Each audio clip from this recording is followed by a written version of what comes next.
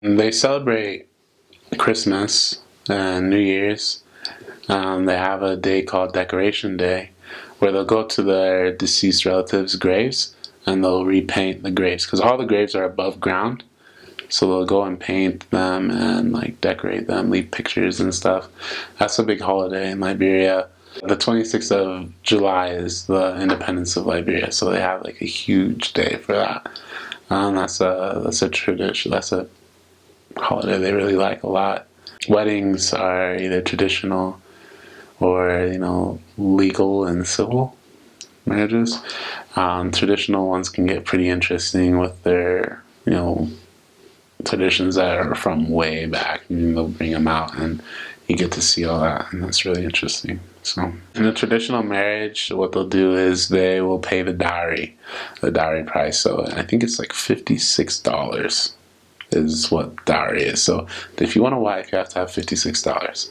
Some of the tribes will have like a play where depending on the situation that the bride is in, you have to pay money or bring gifts for the family, and there's a lot of things that you can do to show respect. There's a lot of old traditions that are still really they like it if you do it. So one thing is if you shake an older person's hand, hold your hand when you do it. I don't know, they just like that.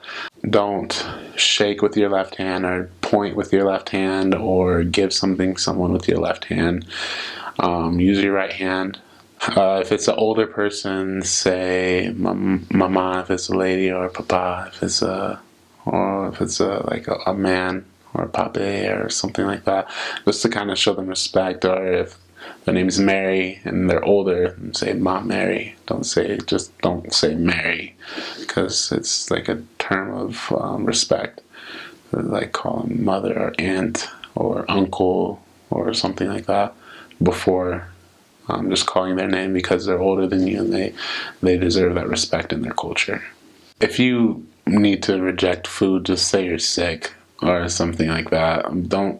If they give you food, if they prepared food for you, you should probably eat it.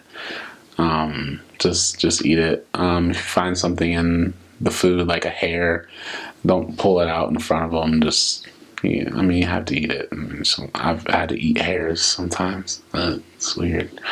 But I just try to do things that aren't very offensive, or just make them feel like they did a good job. Compliment them on the food. Just don't smell it. People are